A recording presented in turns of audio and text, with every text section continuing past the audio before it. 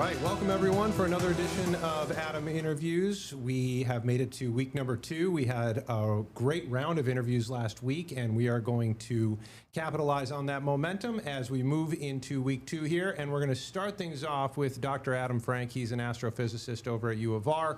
He also has a very cool newsletter that we're going to talk about in just a little bit, Every Man's Universe newsletter. And the reason I brought him in is because school is starting and kids might not be all that excited to go back to school. But I'm hoping to jazz them up through this. If you want to grab them now, have them come over to this stream and watch with you, that would be great. Dr. Frank, thank you so much for joining us. It's my pleasure. All right. One of the things that I think will help kids get excited for school is to realize that education can be applied, not just English, not just social studies and all that, but science in particular. And I just finished, because I'm the coolest person on the planet, I'm part of a sci-fi book club, and we finished Project Hail Mary, which is an Andy Weir book, and it's going to be a movie in March. You're going to see it. Everyone's going to see it. It's going to be Martian all over again, which is an Andy Weir book/movie. And I just kept thinking, Dr. Frank, this is really cool science. Yeah, what's great about the book and the movie, I'm sure, just like The Martian, is it's going to be a story, you know, an adventure story.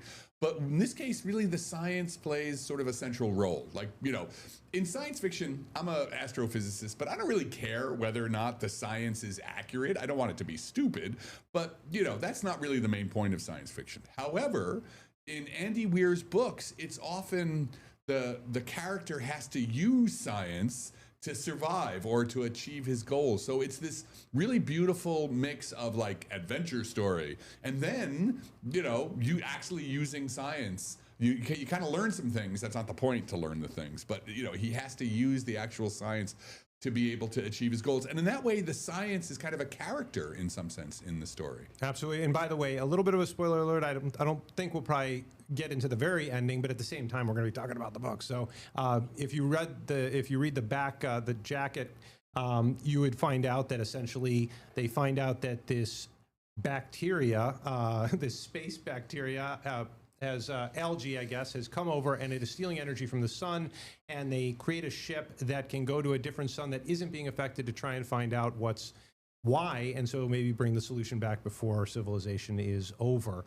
And it's interesting because it was like a detective novel almost, where, or a MacGyver type situation where a problem would arise, and he used what looked to me real science to solve each problem along the way. Yeah, it really was real science. So MacGyver is a great example of what this story is about. You know, and there's aspects of the story where, you know, he's put on a spaceship, it's, you know, sent off a long way. He doesn't really know what's going on. He's a very clever, smart guy, but he's an interesting character. It's like he doesn't really want to be there. He doesn't want to be the guy who saves humanity. He was a middle school teacher. He's a middle school teacher. He doesn't feel like he's up to it, you know, which is what's really awesome. And yeah, so, and then, you know, I don't want to give away anything, but, you know, the adventure plays out, and it's beautiful the way, you know, Andy Weir as the author, you know, finds these ways to really sort of use actual things in science, or take ideas that we understand and extend them, not so radically that you're off in the realm of Star Trek or Star Wars.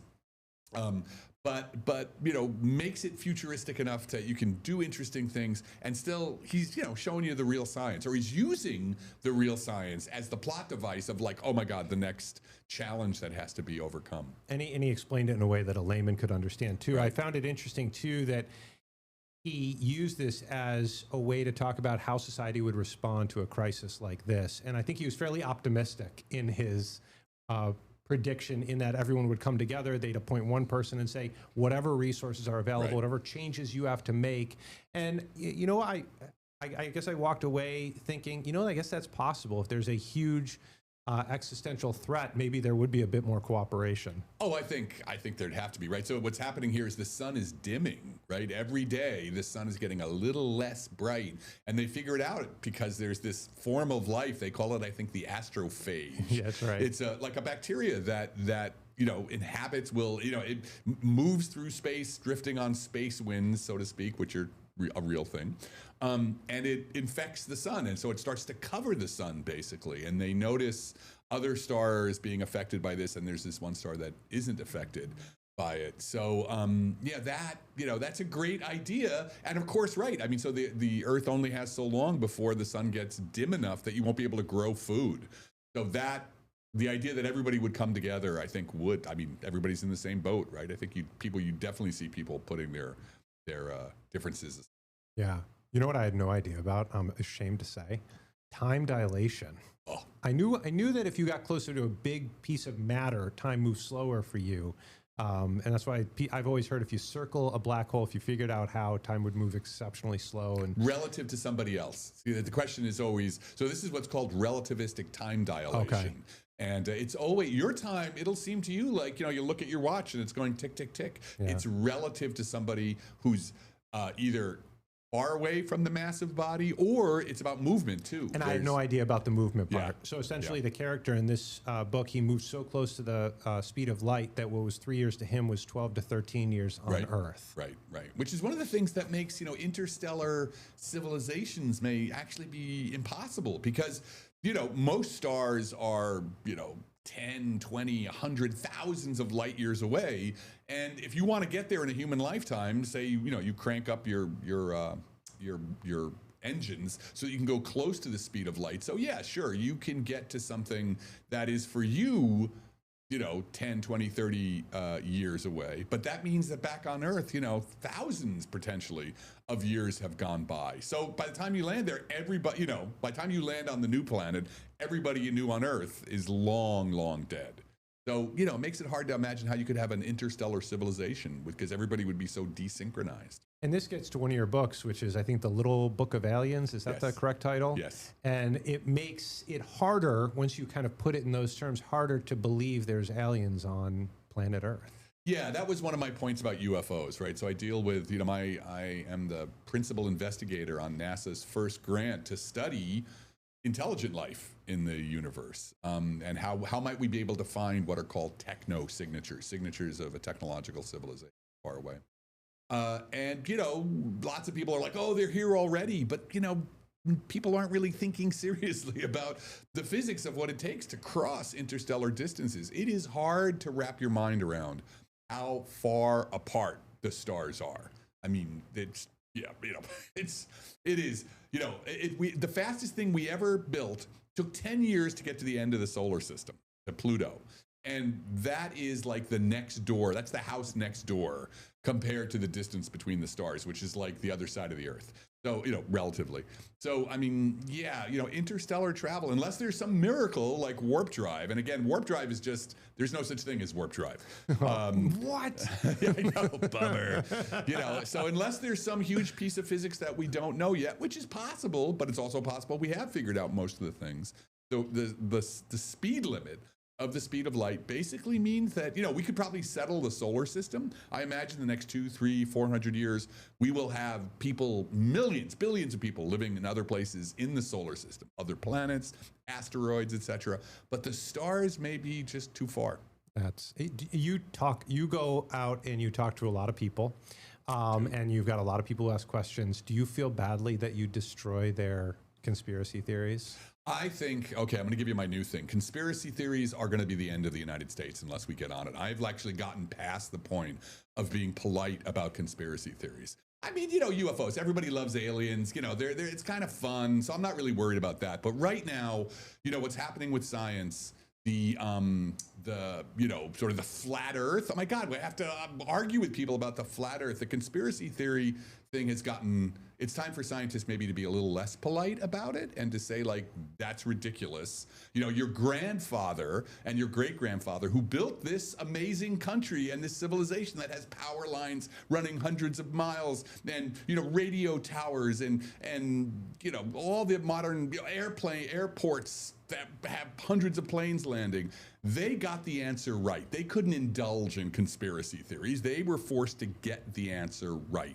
And conspiracy theories are just kind of like weak-mindedness. It's like you're never going to be wrong, because who's ever going to show you that you're wrong? And so it's really, we live in a complex, technological society that demands getting the answer right. And so, like, you know, with conspiracy theories now, I'm really kind of pushing back. But with UFOs, I mean, I get it why people love UFOs. It's fun, you know, but it's just, I'm sorry, if you want to talk about the science, there's just not a lot of science there. Yeah, it is interesting. When we talk about science, I think that science, like anything, is meant to be doubted. You're supposed to question its legitimacy. I don't love the term "I believe in science" as though it's a religion. I use the word trust. At this point, like, I've taken my medication, my antibiotics when I got sick. I've gone up and down in a plane, and at this point, I trust it. There are going to be obviously studies that I question and I wonder about things. I'm not going to believe anything wholeheartedly, but I trust it. Yeah, and that's really, and for the kids who are listening, that's the awesome thing about science, is that you find out for yourself. Right? You know, there's a certain way, you know, I mean, it takes a long time to learn that if you want to do the science yourself, it's a long process of education. But eventually, you know, you can kind of do some of the research yourself. Or even if you're just learning about it, when you learn about how we know what we think we know, that's enough, right? You don't have to be a scientist, but you have to go through the process of understanding where it is, what we did to be able to have a cell phone. A cell phone is a miracle. How did that happen? How did we figure that out? And that's the beautiful part about learning science. So I agree with you. What I do is I trust the process. That's right. That's it. There you go. Because the process is self-correcting. Like, there is no way that you can have someone lie about their results. Not for very long, because somebody else is going to repeat the experiment. And the more important the experiment is, the bigger the claim, the more people you're going to get trying to reproduce your results. And if they don't get the same results, then that's the end of your career. Yeah. You know? So you're kind of invested in getting the answer right. I love that. It's not saying every study is the be it and end all. Rather, it's the process you're trusting. So obviously, my hope is that randomly some kid's going to watch this, go read Project Hail Mary, and fall in love with science. That's a big trigger for a passion, right? And we didn't have a ton of that. I mean, of course, you and I growing up, we had Star Wars and Space Odyssey and things like that. What was your trigger? Was the passion just always there? So you don't even remember what the trigger was? No, I do remember what the trigger was. I was 5 years old, and my dad was a writer, but he was a science fiction fan. And so he had, in the 1950s and 1960s, there were these pulp science fiction magazines with names like Amazing Stories and Space Adventures. And they always had these covers on them that were illustrations of, like, you know, guys bouncing around on the, you know, an alien moon or bug-eyed monsters. And I remember being 5 years old, staring at one of these, being like, this is the coolest thing ever. Wow. So this was, you know, 1968. I was, you know, 5 years old. And that was it. Like, I was just like, this is totally cool. I started demanding that my dad take me to the planetarium, which he was happy to do. My sister wasn't very happy about it. But so I just learned. Did she ever get into that realm? No. She's like, God, I hate this stuff. Why do we have to go to the planetarium again? So yeah, I just fell in love with it then, and it's just never stopped. Because the great thing about science is every day it's something new. Yeah. Like, every day I'm going to go learn about something that nobody knew about before. You know, we have this thing if you're a scientist, at the university, where we have people come from all over the world and give talks. And they'll come and they'll present their results, and we'll ask them questions. We may disagree with them, and then we'll fight, you know, because that's one thing people need to understand about scientists is we're very mean to each other, but in a good way, like in a good-hearted way. But, you know, you better, if you're coming to give a talk at a major university like the University of Rochester, you better have your game face on. It's kind of a combat sort of situation. Yeah. But again, very polite, and everybody, you know, we're not mean to each other personally, but we really expect people to be able to explain what they do. And so you just learn something new, and it could be about biology, it could be about physics and black holes, you know, it could be about the science of cities. You know, there's just so much interesting stuff. It's pretty remarkable. You know, when I heard about the fact that time dilation can happen with speed, and you were talking about impossible to travel, is it possible at all that you'd be able to fold space?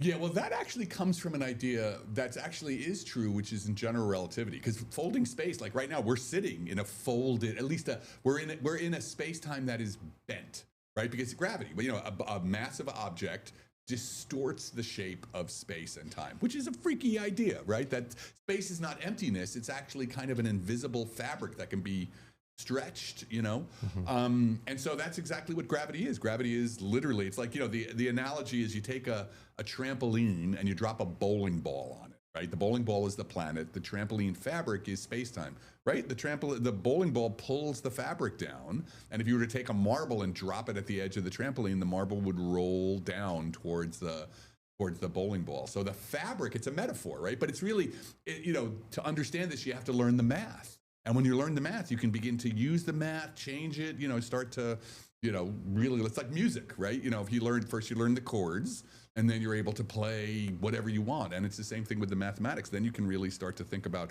what could we do with this idea of a malleable, flexible space-time? And one idea has been to fold space-time, right? You got two regions that are 10 light years away, and every light year is like 6 trillion miles. That's, again, the distances, you can't even really, digest them. Yeah. So, the idea with the relativity is you could, in principle, bring 2 points close together, jump across, and then unfold them. But to do that, that's possible in the equations, but you need something called exotic matter, which doesn't exist. So if you take the equations and you add this term called exotic matter, you can make it behave this way, but there's no such thing as exotic matter. So, okay, all right. I'm sorry. No. Wah, wah. But but it gets to the point where I love the analysis to music, because the kids are going to go in, they're going to say, why do I need to learn geometry or trig or the periodic table of contents? You're like, you got to stick with it, because once you learn that, the cool things start to fall into place. Yeah, that's really what it is, right? When you're first learning to play guitar, right? You want to be, Eddie Van Halen or whatever. You want to be the greatest, guitarist ever. You don't walk out and play the solo from, Michael Jackson's Beat It or whatever. You got to choose your favorite example. Led Zeppelin. No, that's pretty old also. I don't know. You kids today, I don't know what you're listening to. But whatever it is, right? You got to start with the chords, and then you master the chords, and then you can start doing interesting things. And that's the same thing with science. You start off and you learn the basic stuff. But what you should be doing is, right, while you're learning the basic stuff, there's so much good YouTube content from scientists. Go listen to that, so you'll be inspired and be like, oh my God, space and time can bend. Life is this crazy, does cells do these crazy things? So you'll stay inspired. That's what happened to me. I was reading people like Carl Sagan, and that kept me wanting to do the algebra and do the geometry until I got to the point where I could start to make music with it. And you can do basic experiments just like you can do basic songs with a C, G, and D chord, so. Right. You're going to have some fun along the way. Well, the important thing, I remember one time I took I was a freshman at the University of Colorado Boulder, and I had this the professor, my giant, intro physics class professor. And I was coming back from the airport, and he was there, and we got on the bus together, and I rode the bus with him for whatever, the 40 minutes it takes to get from Denver to Boulder. And just the whole time, he was like, oh, look over there. Look at the smokestacks. Do you see how the lines of the smoke coming out? That's because of X, Y, and Z. And he's like, oh, look over there. See the wheat fields? Notice how the wind is blowing through them and the waves, It was just like his whole life. He was just constantly, he was so alive because he was noticing things. Right? Yep. The problem with our lives is that we're not here most of the time. We're thinking about, somebody who got angry with us or whatever. One of the sciences, one way, and this is my first book, was about science and religion. Science is one way to be connected to the world all the time. So you go through your day and you're really here. You're noticing the color of the trees. You're noticing the flowers. You're noticing the way the birds, why are every time I drive into town, there's this one lamppost where all the birds are lying on. Why there? What is going on there? Something's going on. So that's the beautiful thing about science. You get tuned, you become a naturalist in a way. You're just always noticing things. Why are there pine trees over there and deciduous trees over there? And then you start to try and figure out, wow, what's going on? You're just paying attention, right? And to pay attention is to live a much richer life. I think that's great. I had an experience with my science teacher, Tom DiGaetano, and at Pittsford Sutherland. He took a couple of us out to Mendon Ponds, and we went to Devil's Bathtub, and there's a bog right near there. Right. And he had the same, look at this branch, look at this plant, this is not supposed to be here, it's invasive, this bug, and his energy was infectious. I didn't have the passion for science, but the energy drew me into that moment. And I never walked that path without thinking about that now. Right. It'll Yeah. change your life. Let's talk about the newsletter, Everyman's Universe. How did this come to pass? What are we dealing with here? Well, so I've written 5 books now, I think, and I was looking for my next project, and I thought, like, I don't really need to write another book right now. I don't have. My last book was The Little Book of Aliens, and then I did a pretty deep book with 2 others about the philosophy of science. And the newsletter was an idea of, I wrote for a long time for NPR and for other places where I was writing short little things each week, a blog basically. And I wanted to do one where I was kind of free to both use the language, my own New Jersey kind of, the Bugs Bunny sensibilities in my writing, but also cover the things that I'm interested in. So the newsletter, anybody, you can just type in Everyman's Universe, you'll be able to go and subscribe. And once or twice a week, I'm going to do posts. I'm going to do a newsletter. I'm going to do a news roundup. So articles that are people might be interested in. I'm covering everything from like life in the universe to the human future in space.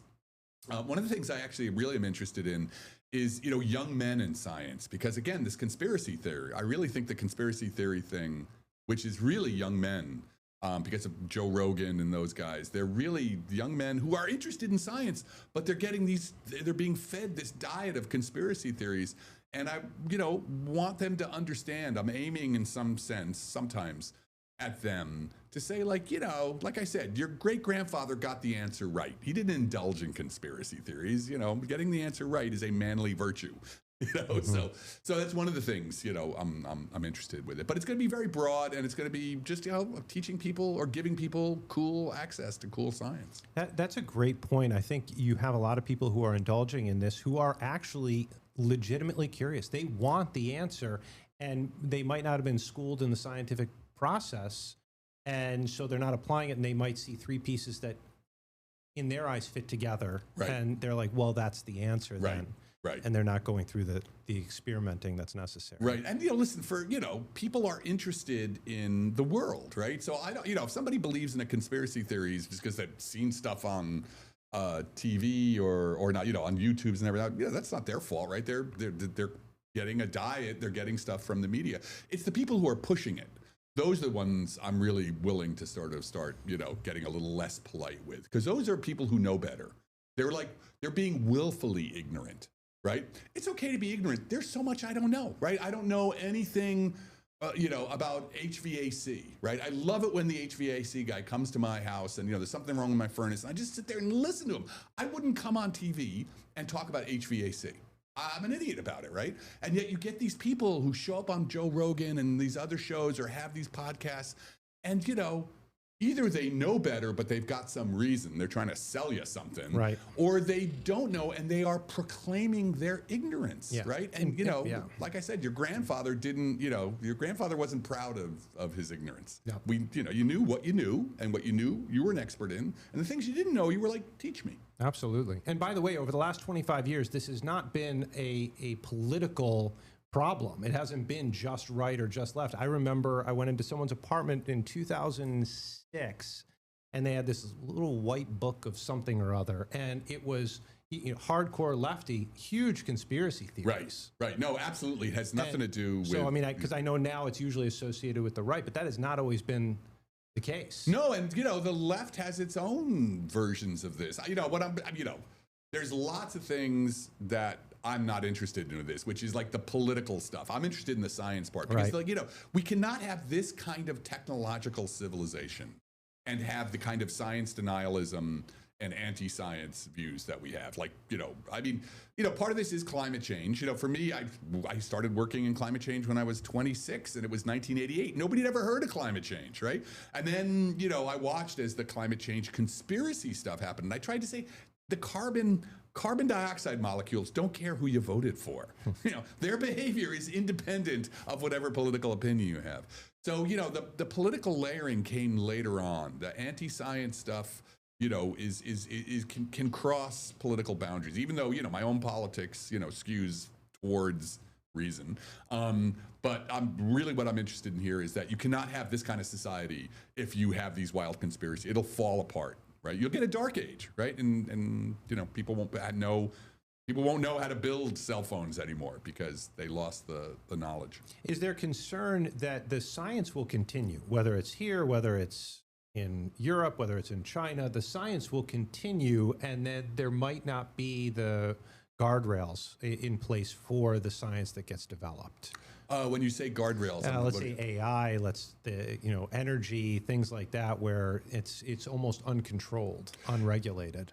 Yeah, well, that is the problem, I think, with AI in particular. Like, I use large language models, ChatGPT. They're amazing. They're an amazing piece of technology, but they are so dangerous. And they're really being shoved down our throats. They're not developed very well. They're being released into the wild and just for money. Because science has a lot of power, right? As we know, we all live in a world that is, has both the fruits and the poisons of science. And so that's why you need healthy democracies, right? In a healthy democracy, you can say, using legislation, whatever, like, yeah, we don't want that, or we want to put boundaries on it. In a democracy that's not working, the richest people are able to say, like, sorry, you get this whether you want it or not, because I'm going to make $1 zillion off it. Yeah.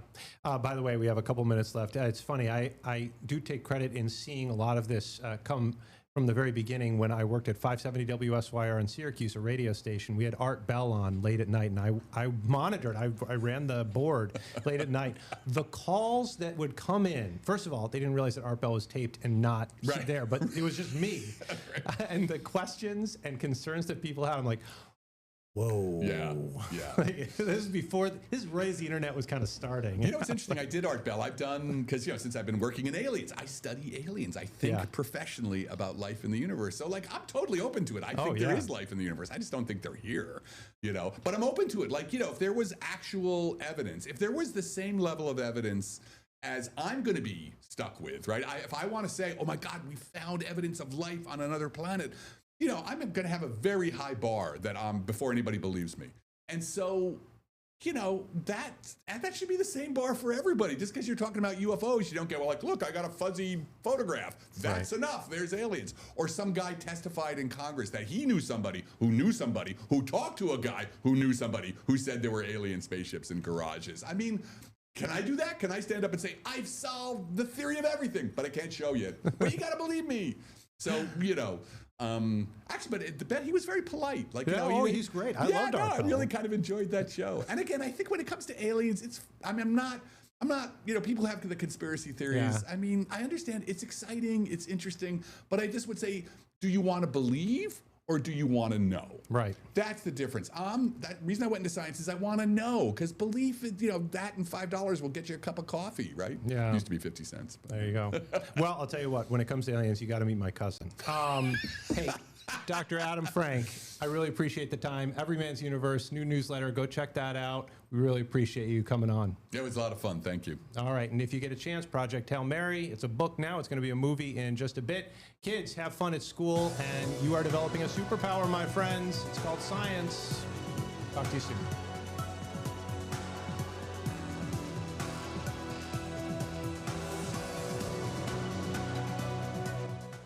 Get the Rochester First streaming app today for everything you love from News 8 On Demand, plus exclusive shows you won't see anywhere else. Search ROC and download for free on Roku, Amazon Fire, and Apple TV.